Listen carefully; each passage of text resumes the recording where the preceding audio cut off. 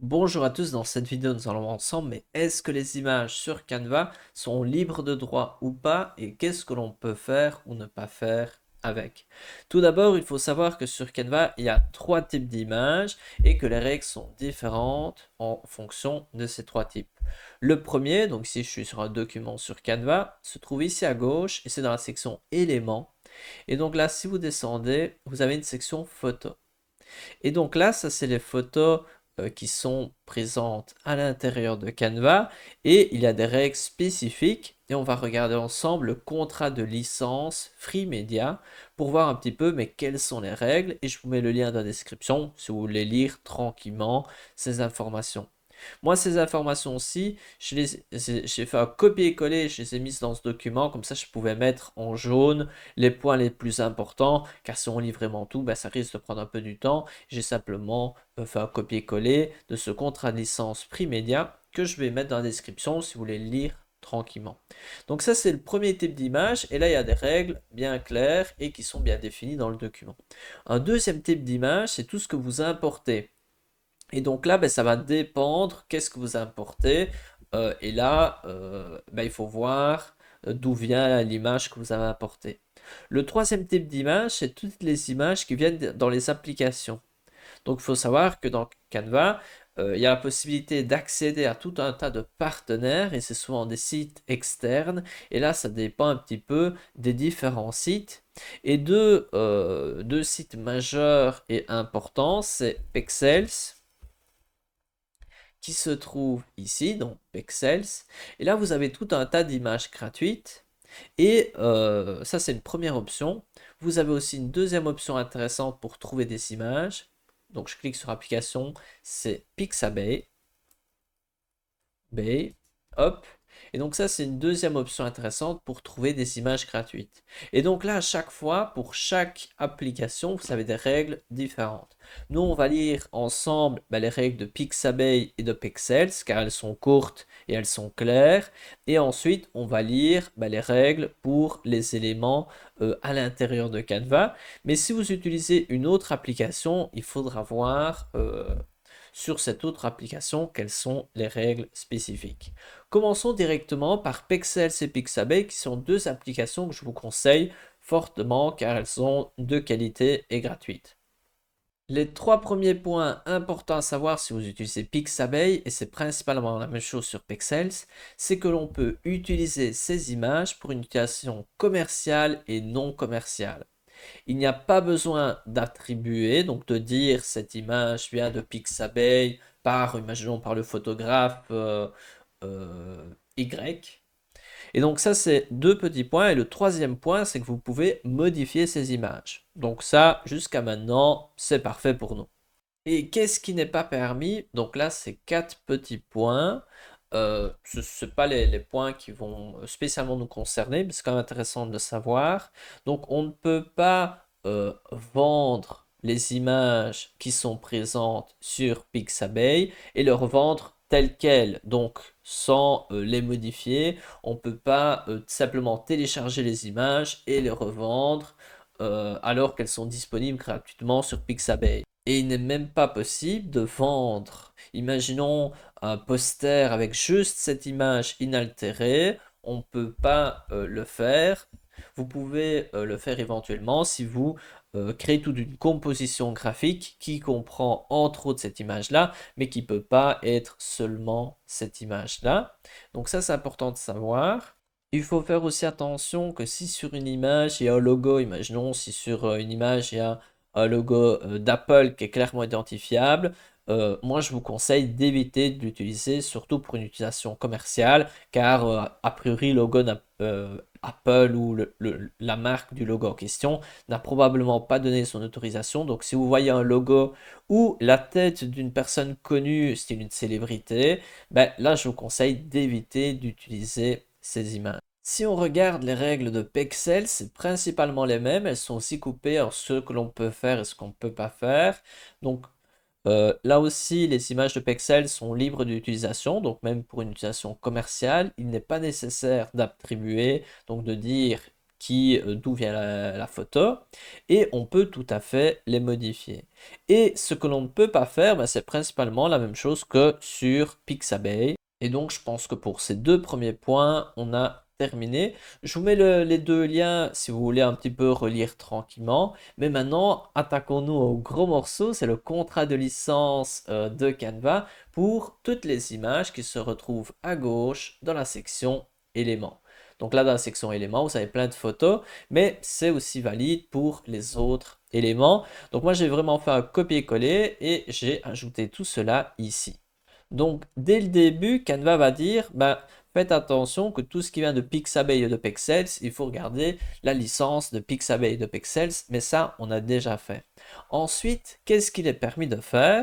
La première partie qui indique ben, qu'est-ce que l'on peut faire est similaire aux autres. On peut utiliser les différentes images ou les autres éléments pour une utilisation commerciale et non commerciale. Donc ça, c'est important. On peut aussi modifier. Et comme pour les autres, l'attribution n'est pas nécessaire. À noter, faites attention que si, comme dans l'autre cas, s'il y a une personne, une célébrité qui est clairement identifiable ou un logo, faites attention, je vous conseille d'éviter de l'utiliser pour une utilisation commerciale. Donc je reprends l'exemple, imaginons si sur une des photos, il y a un logo d'Apple ou un logo d'une autre marque connue, essayez d'éviter d'utiliser cela pour une utilisation commerciale. Si on regarde ce que l'on ne peut pas faire, c'est un petit peu similaire à ce qu'on a lu précédemment. Donc ici, on ne peut pas vendre des copies non modifiées, donc simplement télécharger la vidéo ou la photo en tant que telle et la revendre, ce qui est un petit peu normal. Et ensuite, Canva ne souhaite pas que l'on crée un contenu ou des visuels qui peuvent être offensants pour les personnes présentes dans vos visuels. Donc ici, qu'est-ce qu'il y a à retenir principalement? C'est qu'on peut utiliser tout à fait les photos ou les autres éléments pour une utilisation commerciale. Il n'y a pas besoin de citer Canva. Par contre, on ne peut pas vendre les éléments tels quels sans les retoucher. Et aussi, on ne peut pas les télécharger pour les vendre. Donc sur cette dernière phrase, je précise bien, on ne peut pas télécharger l'image pour la revendre sur une plateforme de téléchargement d'images. On peut par contre créer, je sais pas moi, par exemple, un e-book et ensuite le vendre. Ça, c'est tout à fait autre chose, vu que c'est un ensemble, une composition. Et donc ici, si on descend, il y a quelques points intéressants à lire, comme par exemple, vous comprenez et convenez que Canva puisse, à sa seule discrétion, surveiller tout ce que vous téléchargez, exportez ou chargez depuis ou vers Canva ou le service. Canva déterminera à sa seule discrétion toute violation du présent contrat de licence FreeMedia. Ça, je souhaitais pointer ce petit point-là, vu que je pense que c'est intéressant d'être conscient que Canva peut contrôler ce que l'on fait. Et voilà, donc ça, je pense, c'est un point important.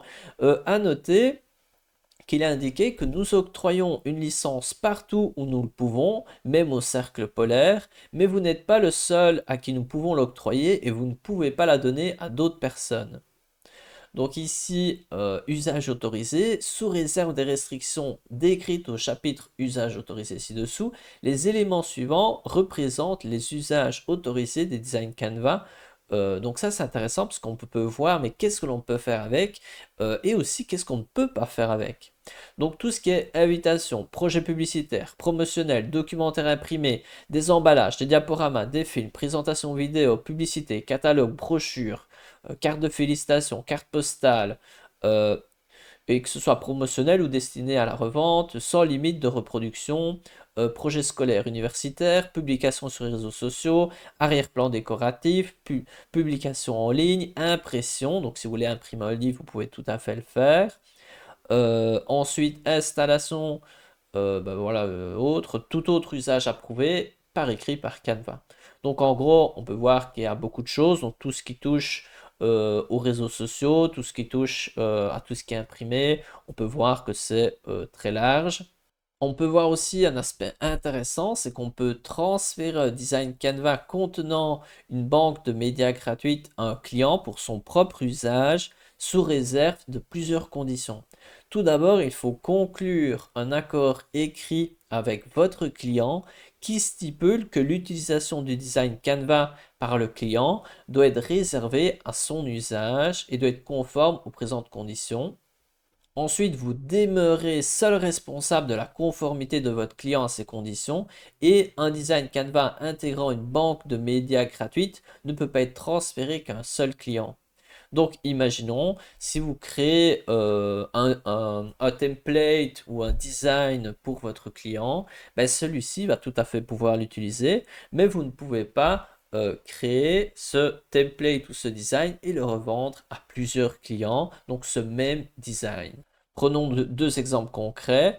Le premier, imaginons vous créez un petit site web pour une personne, pour votre client. Ben, là, vous pouvez lui transférer le site web et le modèle que ce client va pouvoir modifier s'il le souhaite ou l'utiliser et pouvoir en bénéficier. Mais si vous voulez créer un template Canva et le transférer à tout le monde, maintenant que j'y pense, mon second exemple n'est pas très bon car si vous créez un template pour Canva et vous le partagez, même si à chaque fois c'est le même template, la personne qui va accéder à Canva euh, et à votre modèle, elle a aussi Canva de son côté, donc c'est pas un problème. Ce qui pose plutôt problème, c'est que si vous créez un visuel, vous le vendez à un client ou même un visuel pour les réseaux sociaux. Imaginons, je fais une publication pour Facebook pour souhaiter la bonne année. Ben, je peux le donner au client pour qu'il le publie, mais ensuite je ne peux pas créer ce même visuel pour un autre client pour que ce client le publie. Il faut à chaque fois que ce soit des visuels différents. Mais dans la pratique, ça ne doit pas poser problème car pour chaque client, normalement, vous allez créer des visuels différents. Regardons maintenant, mais qu'est-ce qu'il est interdit de faire? Donc, il est interdit d'octroyer une sous-licence, donc de revendre, louer, prêter, céder, offrir les droits accordés, le droit d'utiliser ces images. Donc, vous ne pouvez pas vendre le fait, vendre le fait que l'autre personne puisse utiliser ces images. On ne peut pas également ici utiliser Canva pour créer un produit qui est contre leurs valeurs, par exemple immoral, diffamatoire, calomnieux, susceptible de nuire. Ensuite, une autre chose qu'on ne peut pas faire, c'est utiliser ou afficher le média de façon à donner l'impression que celui-ci a été créé par vous ou par une autre personne autre que le détenteur des droits d'auteur du média. Donc, imaginons s'il y a une photo, vous ne pouvez pas créer quelque chose ou dire c'est moi qui ai réalisé cette photo, genre c'est moi le photographe, ça on ne peut pas le faire, mais c'est un peu normal. Donc voilà, c'est tout pour cette vidéo. J'espère ne vous avoir pas endormi avec toutes ces histoires. Donc en résumé, qu'est-ce qu'il faut retenir? Donc tout d'abord, sur Canva, il y a trois types d'images. Soit celles qui sont dans les éléments, soit celles que vous importez depuis votre ordinateur, soit celles dans la section applications avec notamment Pexels et Pixabay. Les règles sont différentes. Si cela vient des applications, cela dépend de l'application en tant que telle. Mais si vous utilisez Pexels et Pixabay, vous êtes tranquille pour une utilisation commerciale ou une utilisation euh, personnelle. Faites juste attention que vous ne pouvez pas laisser l'image telle quelle et ensuite la télécharger et puis revendre l'image telle quelle ou créer par exemple je ne sais pas, des cadres en mettant seulement cette image-là sans même la retoucher. Et finalement, ces règles sont les mêmes tant pour Pexels que pour Pixabay et même pour Canva. Car il faut quand même savoir que Pexels et Pixabay appartiennent à Canva et donc l'ensemble est quand même uniforme.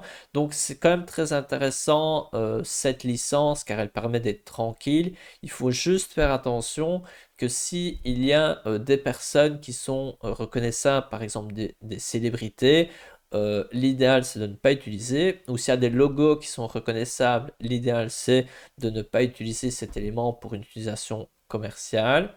Et ensuite, Canva insiste aussi sur le fait que l'on peut réaliser tout un tas d'actions avec ces images, comme tout ce qui touche les réseaux sociaux, l'impression, et aussi elle insiste sur le fait que c'est important de modifier ces fichiers et de ne pas les télécharger comme tels, mais de les utiliser en créant un design, une composition graphique. Si vous voulez lire plus en détail, n'hésitez pas à consulter les liens dans la description. Et sinon, on se retrouve dans une prochaine vidéo. À bientôt.